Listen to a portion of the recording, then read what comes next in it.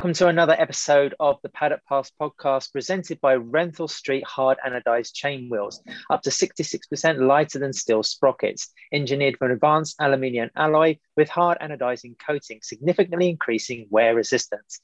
It's not quite so easy to say that, but we do love Renthal. Thanks for sponsoring us, guys, as well as Fly Racing. Another episode here of the Paddock Pass podcast, and quite a special one, actually. We're kind of veering a little bit away from MotoGP. Well, only slightly, because we've got a special guest on the show today. I'm also joined by David Emmett and Neil Morrison. Hello, guys. How are you getting on? Neil, I won't ask you about your motorcycle test. I mean, not even at the stage of testing yet, but education. But Dave, you've had a bit of a run-in with the new BMW. Perhaps you'd like to tell us about that episode and how you achieved 58-degree lean angle. Yeah, that's right. So if any, I am going to Sepang. So if any MotoGP teams need me, I can get to 58 degrees. But it does involve me going very slowly around a slippery roundabout and tipping off. So yeah, that's no, it was just one of those things. I was getting overly ambitious, and the roads were frankly crappy, and it just went a little bit wrong. Did you have it on your elbow? You kind of do you know what? I did actually have it on my elbow, but that was more just to try and pull the clutch in rather than anything else. So I mean, it weighs a little bit more than a MotoGP bike, so actually lifting it on the elbow is a wee bit tricky. Dave, I think you said something like you've only been out 5 or 6 times so far on the new bike in the Netherlands because the weather's been that lousy. Yeah, that's 7. What is it? Just 7 or 8. Just because it's been absolutely miserable. Genuinely, it has been almost every day. It has been grey and miserable, and you get to choose between sort of foggy and damp, or just grey and damp. So it's been utterly miserable. I'm going to go to Roshi. My wife is going to come along with me to the Moto2 test in Portimao just to get away from the bloody greyness and miserableness. What's the first MotoGP race you're going to be riding to on it? Jerez? No. Jerez is too far. Jerez is from my house. It's nearly 3,000 kilometers, which is a long way to go on a bike. Possibly Le Mans, if I can actually find somewhere to stay, which costs less than about €1 million. But otherwise, it will be Saxonry. And then Neil, you've been preparing for the MotoGP season ahead. Dave says he's going to Sepang, and he's kind of, I guess you're still negotiating all the red tape to get there, Dave, and to get through customs and whatever else. Neil, you're going to be you're doing After the Flag again, is that right? Will MotoGP fans be able to see you online wrapping up the test? No, they won't. Actually, there's a bit of a different lineup scheduled for After the Flag at Sepang. I don't think I'm really allowed to say what that lineup is going to be, but I guess any viewers of MotoGP.com can probably guess that it might reveal the replacement for Steve Day, who obviously is moving on to pastures new in 2022. So I will just be a keen observer from my flat in Barcelona, which actually, having listened to Dave fill out all these forms to try and get his way into Malaysia, seems like the preferable option, actually, to actually traveling halfway across the world to watch motorbikes test. So for all these people that would like to know the new presentation team and who's going to be on the principal commentator of the World Feed, just bombard Neil's Twitter feed, and I'm sure after plenty of hassle and persistence, he will give up his secrets. I have to say that I think everyone who is going to Sepang is living in fear of because we have to do a PCR test on arrival. And if that comes back positive, then we're basically going to be sort of stuck in our hotel rooms for pretty much the entirety of the stay there. So, not looking forward to that at all. But apart from that, it is a lot of a rigmarole. There's a lot of paperwork. There's we have to stay in a particular hotel, and so obviously the hotels are taking advantage of that. It's going to be a lot more difficult. But it's going to be interesting because all of the new bikes are going to be out. We're going to see Marc Marquez obviously riding the new Honda, which is going to be interesting. Going to see what tricks Gigi Dall'Igna has got up his sleeve. So yeah, we've got it should be quite interesting.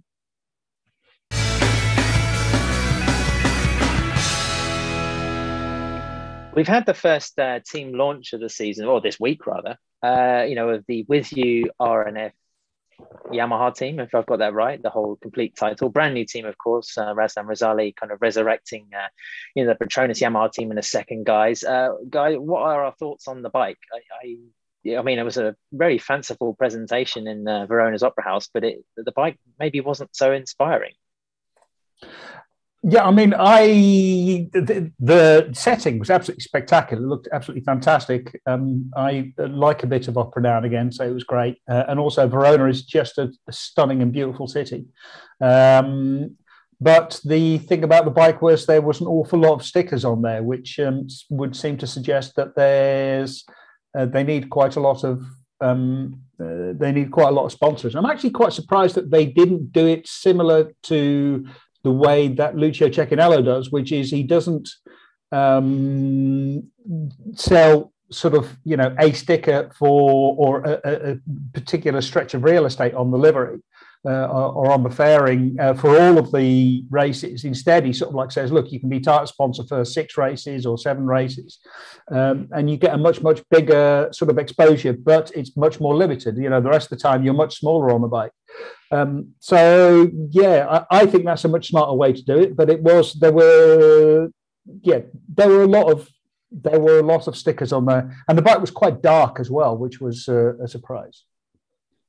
Yeah, I can't argue with the blue and black. I think that is usually a tried and trusted color scheme. But as you said, David, it does look a bit busy with about 3,000 different sponsors cluttering up the midsection of the fairing. But yeah, I mean, nothing too revelatory about the presentation. I think Dovizioso at one point said this is more than likely going to be his final year in MotoGP, which I guess is no great surprise. But yeah, other than that, it was just the usual kind of everyone's very optimistic going into the season type presentation. We've, of course, got a special guest on this episode of the podcast, Danilo Petrucci, previously most people's favourite MotoGP rider, now a Dakar star in his own right. I contacted him earlier to get on the podcast, and he said he'd done more interviews in the last week than he did in a whole year of MotoGP. So, I think it's fair to say he had a bit of an impact on his first showing. Unfortunately, went out of the rally in terms of the competitive standings on the second day, but then kept going and, of course, took a staged victory. I think it was on stage 5 or 6 anyway, and then had a pretty good run of it. And then, of course, there's been a lot of conjecture about his future. Will he be attempting the rally again next year? Will he be in Moto America? So it'd be good to get his take on things when he joins us in a few minutes. But guys, I mean, we're not Dakar Rally experts, but I think Danilo's progress in the competition was pretty surprising, wasn't it? Yeah, I mean, to me, certainly, yeah. I was surprised that he did so well. I wasn't paying very much attention to the rally, I should be perfectly honest. But yeah, you were expecting to be, lagging around the 20th place. But he seemed to be running at the front right from the start, because the biggest challenge, I sort of ride a little bit of off-road, and I sort of get involved in various communities which are involved with rally riding and stuff.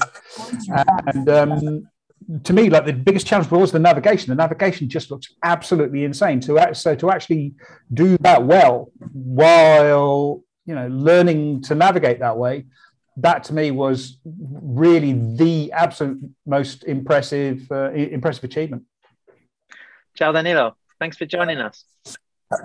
Hello, everybody. Hello, everybody. How are you? Sorry, I'm with the car. It's been a long day. Still not make it to my target, but anyway, we can do it. Danilo, is it true now that you've got an extra press officer, a makeup girl, personal assistant? No, it's now I need to continue with the Dakar style. You need to do everything by yourself. So yeah, I did also. I discovered myself that I'm a good press manager during the Dakar. I was able to fix all the timings with all the journalists and so on. So yeah. Danny, it was fantastic to see you racing like that and enjoying yourself. Clearly, I mean, some of the emotion in your interviews and your posts and whatever else.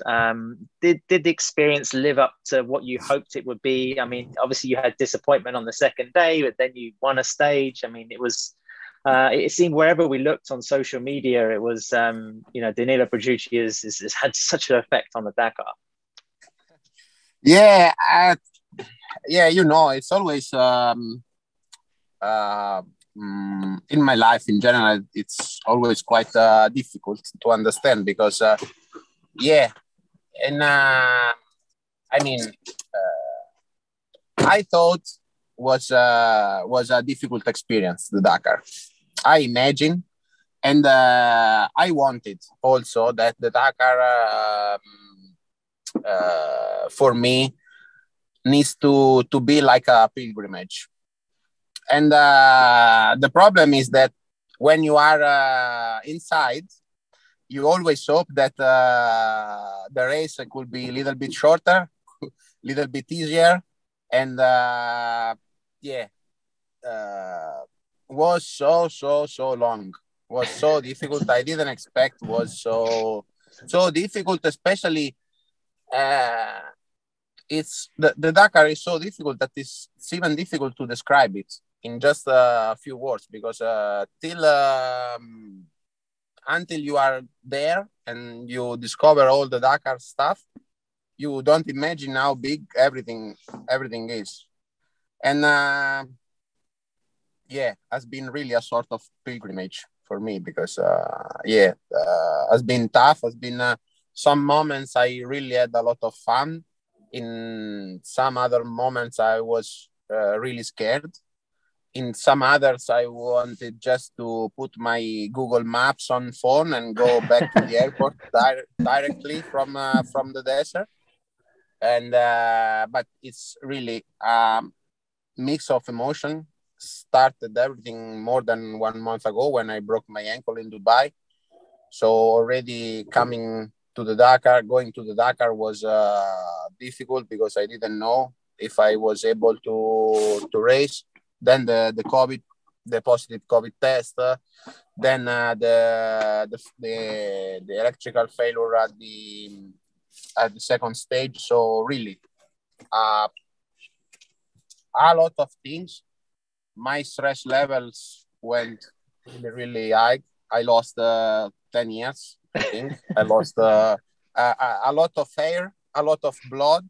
I lost everything. I lost my mobile, my passport, my credit card, my driving license. For this reason, I'm not driving. So it has been for sure quite eventful. This is true. What was the most difficult thing? Was it the stress? Was it the lack of sleep? Because for me, one of the things is, I mean, apart from just the physical demands of riding 400, 500, 600 kilometers a day and then hard off-road, there's also, getting up at 4 or 5 o'clock in the morning, having to ride so long, all the rest of it. What was the most difficult thing? And also, like you say, the stress of all of these tests. It's really a mix of everything, because I was already, let's say, upset when for MotoGP we had to wake up at 6, and I always complain about why we have to go racing so early in the morning, doing the warm up or FP3 so early, and maybe in some places like Phillip Island, or in Austria sometimes, and was really, really scared.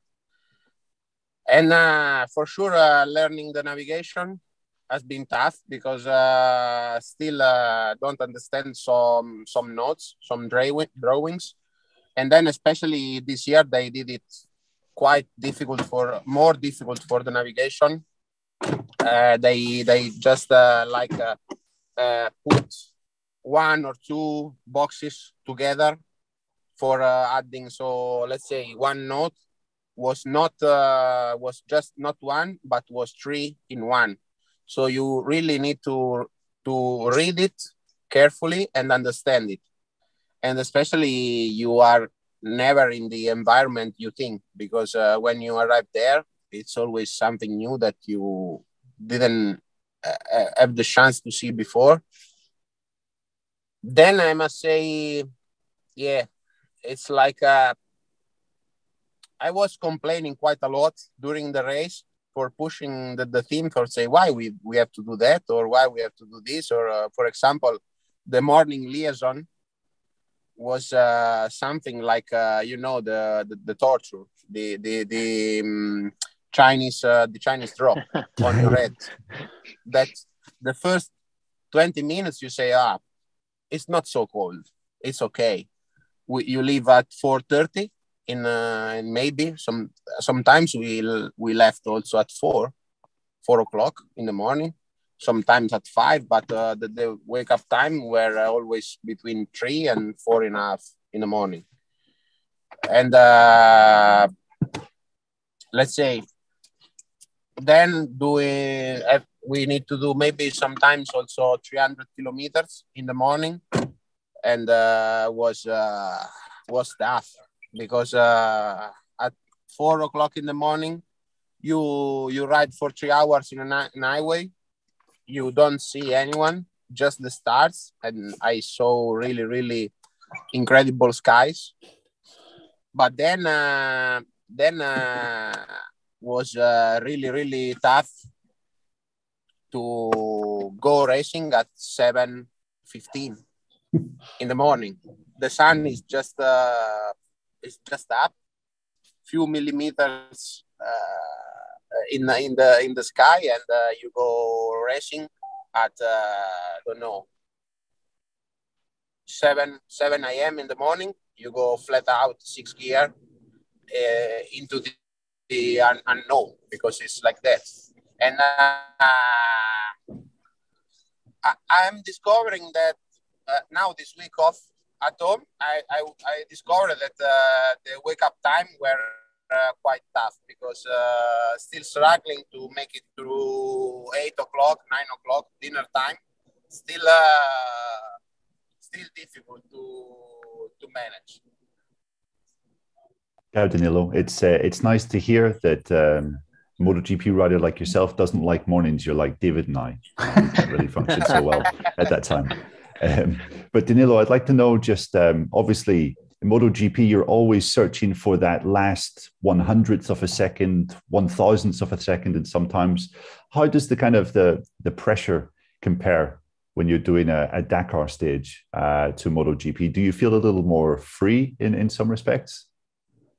Yeah, you feel more free, and especially, let's say, you can manage your pace and your rhythm better. I mean, the race is so long that this is another thing that I needed to understand, because for me, I think that did help me having that rhythm all the stage, because for sure you cannot go 100% for a 4 hours or 5 hour stage, and especially you cannot go flat out where you don't know what's behind the cliff, what is behind the corner. So you always have to keep a space for recovering a mistake. But for this reason, it helps me quite a lot to keep that 80% rhythm for 4 hours instead of the 101% for MotoGP. But in the other hand, was very difficult to understand that in the Dakar,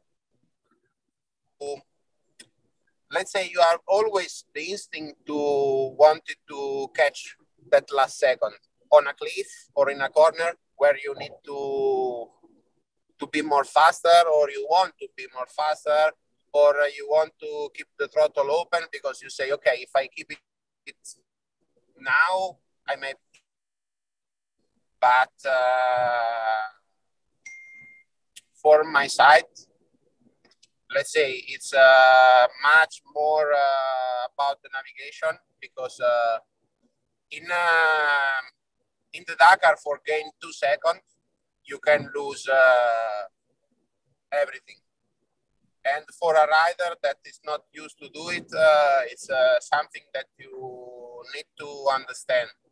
I mean, you need to have fear at the Dakar.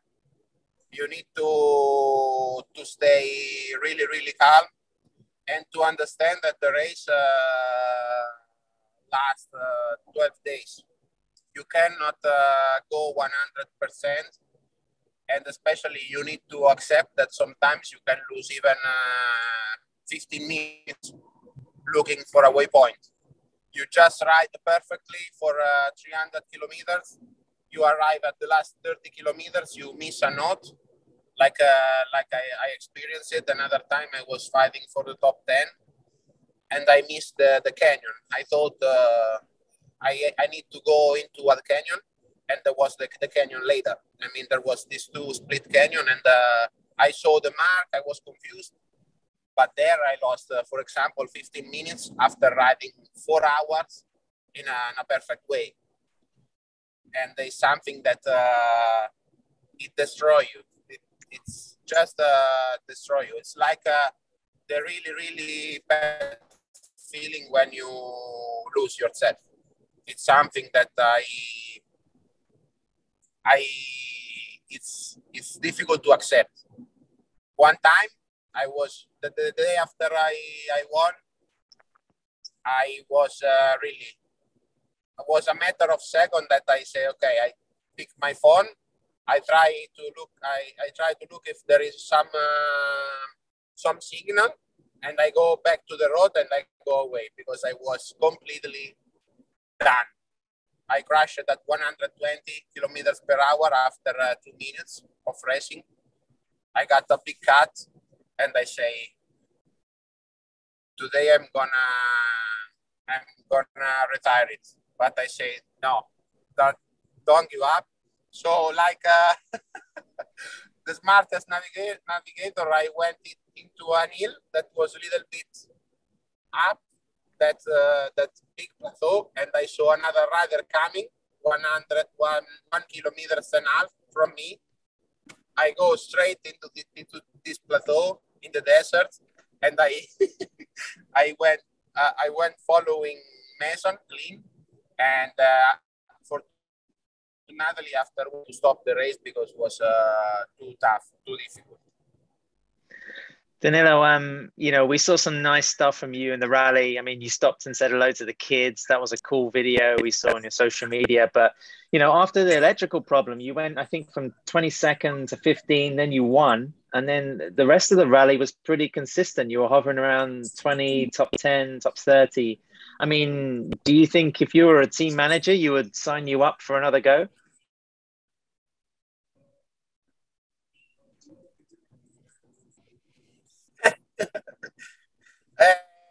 Let's say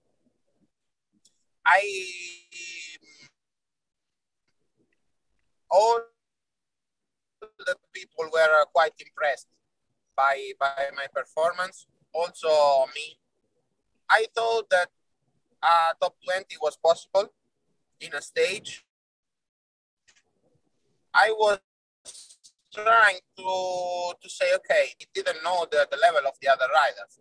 I knew that regarding the speed and the skills, I was quite okay.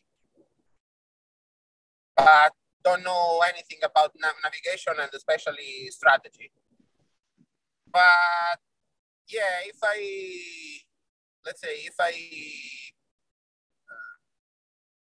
could be a team manager, I will give a try to Danilo next Dakar with a proper preparation with the Morocco Rally. And with proper preparation, because you know what, I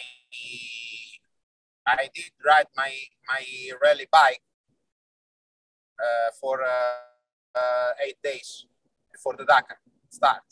So also the first stages, the first pair of stages with my ankle, I was not sure. I need to have a good feeling with the bike. Fortunately, the few days of testing, I used really my experience for set up a bike that I even didn't know what the terrain be like. So I said, okay, I want to have a bike safer.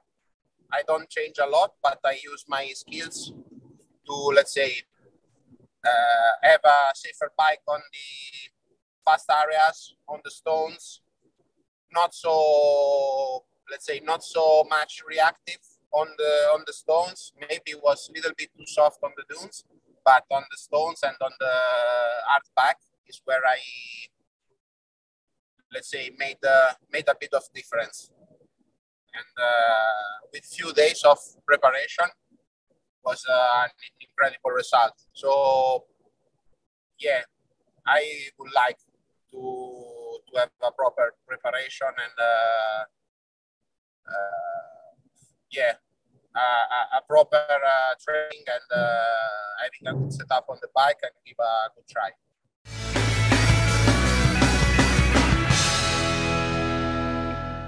What is next for you, Danilo? Because we have talked. I mean, you're saying you would like to do it again. Is that going to be again? I know there's also been things linking you to Moto America, going to the US and going to American racing there.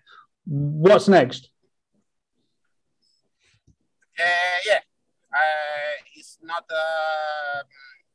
It's not official then because it's not yes. They are not still done, but like I, for the first time in my life, I put myself before the sportsman. I mean, I put the human side before my career, and this is my first time I did it in my life because for racing in MotoGP for stay. Many years in MotoGP, you have to sacrifice all your life for doing it, and that was the best sacrifice I ever made. But then, for sure,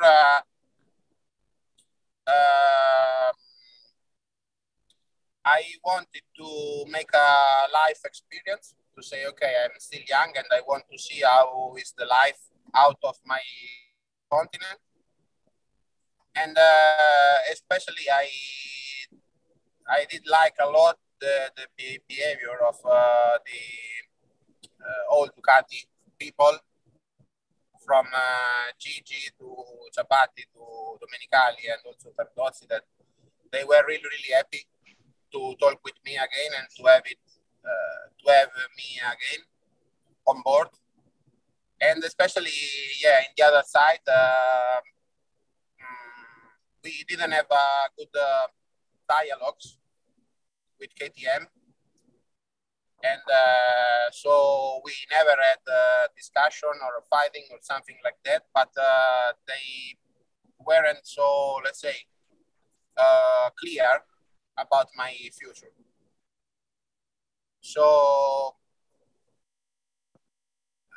in combination, for sure, with KTM, we decided to quit together. And we'll see in the future how will be our relationship. So I decided to go back to road racing, let's say. But as I told you, I would like to continue in my let's say off-road experience.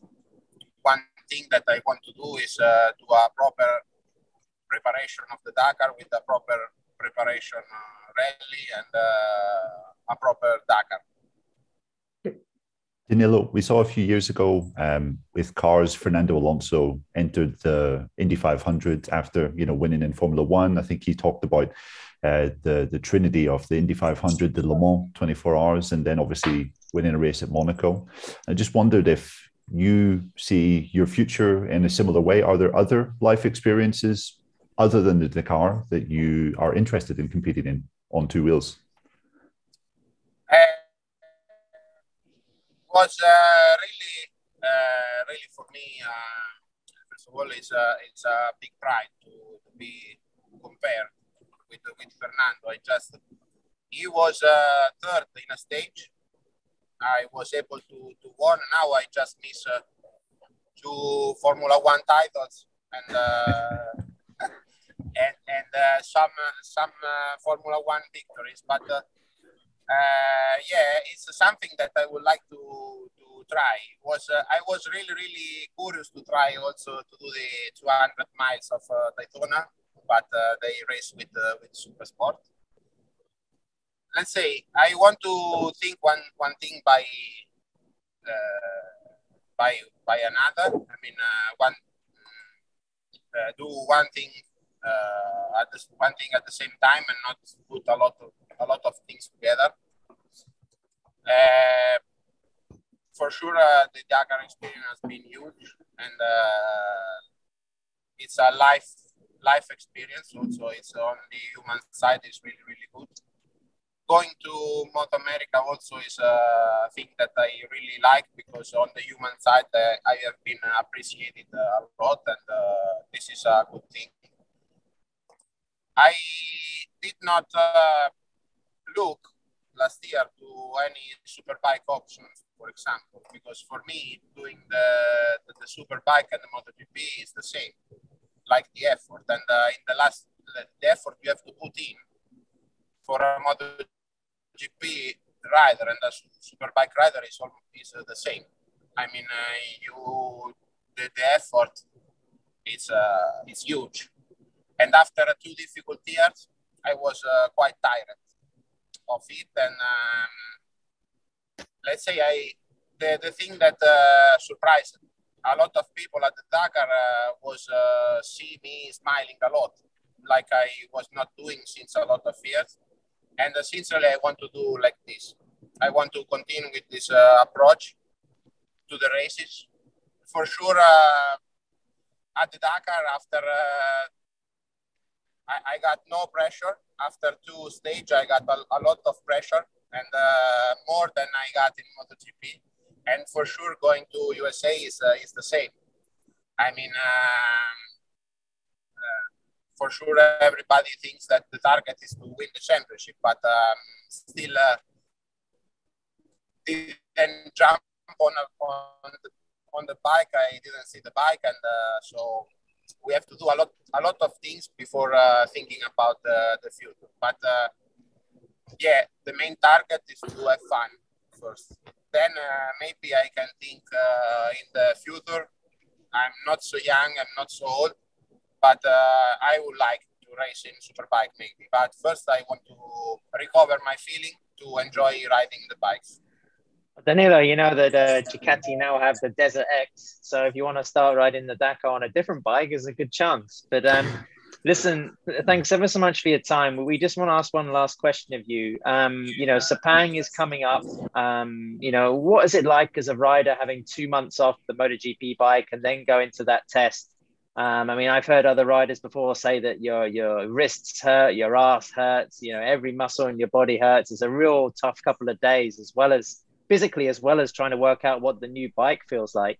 And secondly, you know, what's your thoughts on MotoGP this year? If you had to put some of the Dakar prize money on a rider for the championship, who would you bet on? Yeah, first of all, I was talking with Enrico, my friend that is driving, and I said, after one career in MotoGP, 1 season, I didn't have rest, and I go straight to the preparation of the Dakar, but it was even more stressful because after 1 week I broke my ankle, so I needed to have training in a completely different way. And then the Dakar, so all the stress, and really it's 1 week that I'm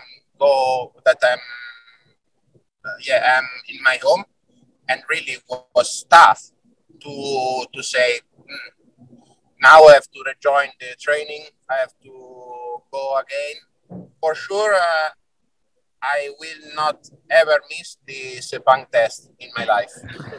I would have paid for not going when I was a factory rider, and I think if you for sure now all the riders they if you ask, all the MotoGP riders, they say, no, no, no, we want to do that, we want to go, but in reality, it's not. Now that I'm free of every deal, I can say the truth, and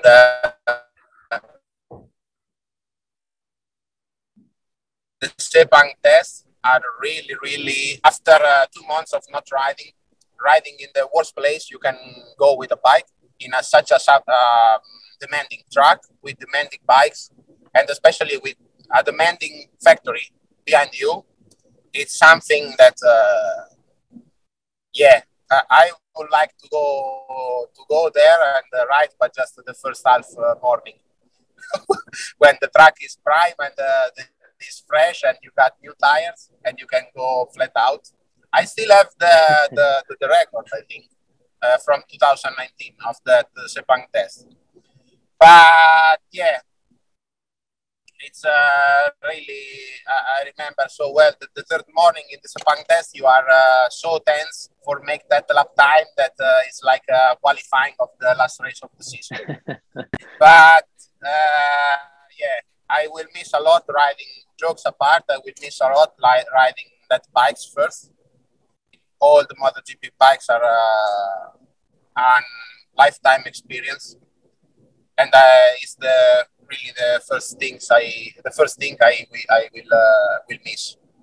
Then it's so hard the test, because you are not riding since 2 months.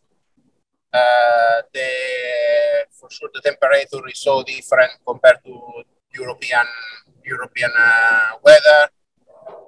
So it's really tough. It's really tough. But I must say that all MotoGP is tough. From the first test to the last race, to the last lap of the race, it's something that it's like the Dakar. It's difficult to describe it. Then, for answering the second question, for sure one of my best rider with I have a really good relationship is Jack Miller, and I would like to see him. Let's say, I don't want to say anything because I don't want to bring bad luck, but I would like to see him fighting for the top position. But I think at least 2 of his challenger are they ride the same bike, like Martin and Pecco. I saw Pecco really, really fast in the last part of the championship, and especially I saw the Ducati really, really fast all along the way. And it's difficult to say one name, especially because Marquez is coming back. Quartararo also will be fast, and like every year, there are at least 8-9 riders that can win. Danilo, you cannot be like David and say 8 or 9 riders. Yeah, David say 8-9 names, so he's sure that he will be right. Exactly. You know? It's easy. There are at least 8-9 riders that can win a race, and other 10 that they can stand on the podium. Anyway, I would say Jack. Okay. I would say Jack, even if I don't know about Pecco, because Bagnaia last part of the season has been really, really tough, but also Marquez. Difficult to say. But for friendship, I can say Jack. Danilo, we said it in Valencia, but you'll be missed. Thank you ever so much for talking to us on the podcast, and I'll catch up with you when you're doing your MXGP Grand Prix, or maybe you're in AMA Supercross next year. TT. Yes, watch this space. I have to tell you that is an idea, not the Supercross, but the MXGP or the MotoGP is an idea. Thanks again, Danilo. Cheers for joining us, and the best of luck. Thanks a lot. It's always a pleasure. Yeah. Ciao. Thanks, Danilo. Ciao, Danilo. Ciao. Ciao.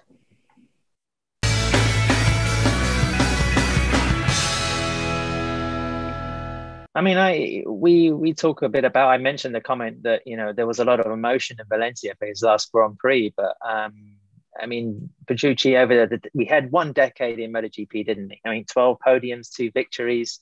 I mean, there's plenty of riders who have been in MotoGP for a similar time frame, or and they haven't quite achieved that. But maybe just the human impact or the human influence he had on those that met him.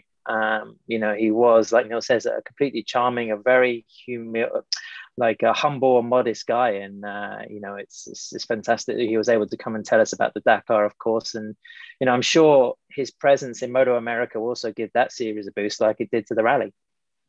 That's the thing about him. He is, I think he describes himself that way as well. He's an ordinary guy. He really is just an ordinary person. He's an ordinary person who just happens to make it to a factory team in MotoGP and winning 2 races in MotoGP, which is an astonishing achievement.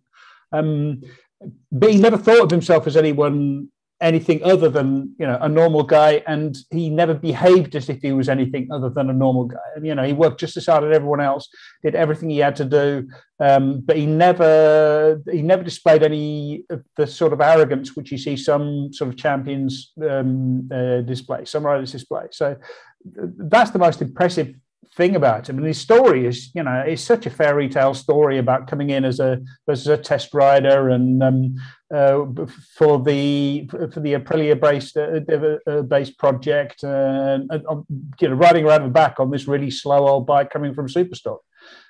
So it's proper fairy tale, just sort of like seeing that. But the way he was always the same person, no matter whether he was with the Yoda team or with the factory Ducati team, he didn't. His behaviour didn't change beyond just growing up. Yeah, he was always quite self-deprecating, even in his best years in MotoGP. And I think when you work there, and you're dealing with guys coming through from Moto2 that are being talked up as the next big thing, they obviously carry a certain amount of swagger and self-belief, and Danilo was just the complete opposite of that, as well as maybe finding his groove and getting up to speed from a riding point of view. He also felt that mentally he almost had to convince himself that he belonged in MotoGP. I remember he once told me that I think in one of his first years in the class, riding a CRT bike, he did a lap behind Casey Stoner, and he said he just was watching Stoner at the time, just thinking, how the hell is he doing that? And I'm not even in that sort of world of riding, but he stuck at it and he gradually got better. I think you look at his time with the Pramac team and then going up to the factory squad, there was a steady improvement there year on year. Maybe it wasn't always spectacular, and maybe it wasn't always the level that Ducati bosses demanded, with Ducati being one of the strongest packages on the grid at that point. But still, he managed to bring himself basically from the back of the grid right the way to the front on 2 occasions. And I think we might have mentioned this back at the end of last year when we were doing our Valencia show. But I loved his quote where he was just talking about his impact on the sport, and he said, maybe I'll be the last normal rider to ride in MotoGP, because everyone that comes from Moto2 nowadays is like some kind of phenomenon that's been fine-tuned in this kind of crazy tight class where everything's pretty much equal, and you're just basically working on yourself the whole way. And he's basically didn't come from that world. And it's quite refreshing, I think, to have had a presence like that.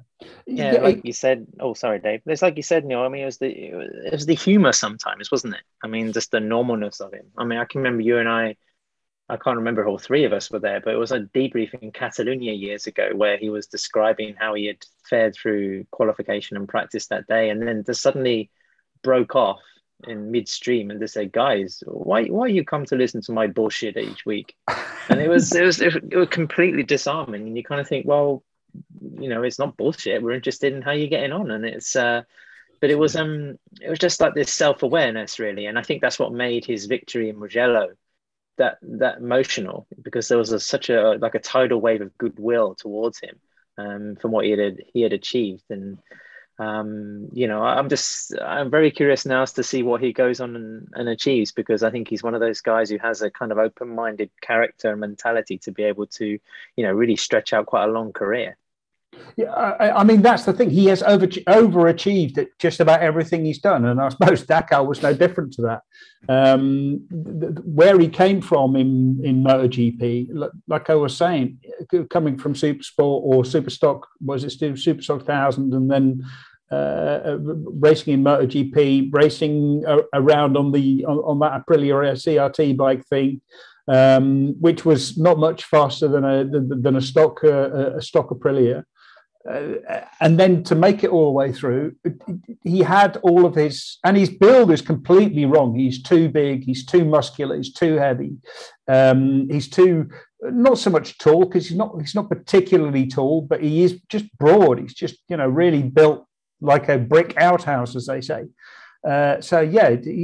Everything he achieved, he's achieved that, and I really like the idea of saying, no, I'm choosing for myself now. I want to go to America. I want to go race for America because I want to enjoy racing motorbikes. And I think that is also quite remarkable. Doesn't like mornings, built like a brick outhouse. Another similarity with yourself, Dave, Danilo Petrucci. And more hair. He's got more hair than me, though. Keep adding up. Yeah, but I think it was interesting also what he was saying in that conversation there, just about where he sees his career going. Obviously, Moto America looks like it's going to happen with Ducati. I spoke to Danilo at the end of last year, and he was pretty critical of how Ducati treated him, or had treated him in 2020. And you sensed that there was a bit of bitterness there. He felt that they weren't appreciative of his efforts and weren't appreciative of his achievements with them. And he laid the boot in a few times, but obviously they've kind of welcomed him back in. And he did say that maybe his career could follow the superbike trajectory. I mean, we've seen Loris Baz go to Moto America and since find a really strong ride in the World Superbike Championship. And maybe we'll end up seeing Danilo there in future years. I mean, it's clear that if you win a MotoGP, I think you can go to superbikes, and it's not a guarantee that you'll be competitive. Far from it, but he is the kind of name I think that would be a real asset to that championship as well. So, that could be an interesting development in the future for sure. Yeah, big thanks to Danilo for appearing on the show. If he's listening back, we love you, Danilo. He mentioned Jack Miller, of course, one of his great friends tipping him for better championship aspirations or success in 2022.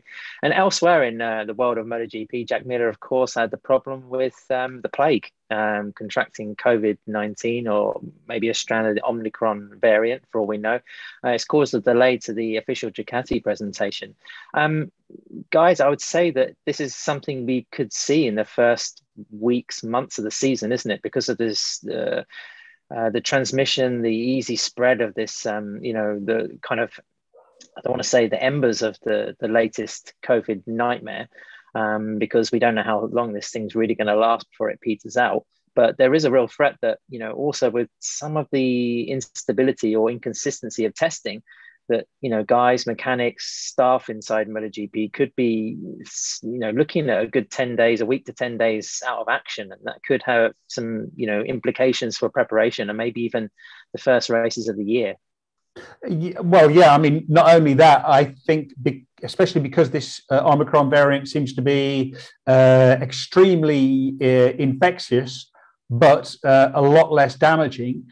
It seems as if sort of everywhere around the world, governments are looking at their rules and changing the way that they sort of cope with this, the way that they handle it, whether to open things up, close things down, how it's going to affect travel and all the rest of it. So it's just going to get a lot more complicated. It's going to be difficult to see, but certainly the fact that it is that much more infectious, I think is going to mean that people are going to end up being, they're more likely to be infection. I think we're going to see more absences from the paddock, and I think we're going to see quite a lot of changes with how it's been, how the whole thing is handled, especially as it's not so infectious and everyone is, or pretty much everyone in the paddock is now vaccinated. at least double and probably triple, then I think Dorna will also start to think about, is there anything they need to do differently? Is there any way they can change it to, make it safe? And especially, it seems society's view of the pandemic is changing. It's no longer a pandemic, and they're looking at it more as an endemic disease, the way they're treating it more like a flu. And then that sort of changes the way that everything gets handled. And there's, once again, it's another year where there's so many unknowns. Well, I hope we've raised your temperature slightly by listening to the Paddock Pass podcast on this latest show. We'll come to you early next week, before Dave jets off to run the gauntlet of tests and entry restrictions to Sepang. I think we've got the Red Bull KTM and the Tech 3 KTM factory racing presentation at the end of this week. Is there anybody else, guys, that we can talk about early on next week's show? I think there's another one, but I forget which presentation. It's all been sort of shifted around and moved around and all the rest of it. So off the top of my head, I remember. I think Suzuki and Yamaha are happening in Malaysia, so we'll have to hang on to see how radically different the bikes for those teams look. Don't hold your breath, I would say. Is perhaps being a little impolite, but there we go. Neil, will you be up to much before we record next week's show? Moving flats, I believe, just getting some notes together. Preparing basically for the year ahead. It's going to be a busy one, just like last year, just like the year before, and it does require a bit of a mindset change. As you know, the first 2 weeks of January were just moseying about the house, moseying about the neighborhood, taking it very, very easy, but just a bit of preparation ahead, and then Sepang. I mean, we're pretty much up and running again. We'll crack on with those bike lessons, guys. Thanks ever so much for joining us here on the Paddock Pass podcast. We've been presented by Renthal Street and, of course, Fly Racing, and we will be back with you next week.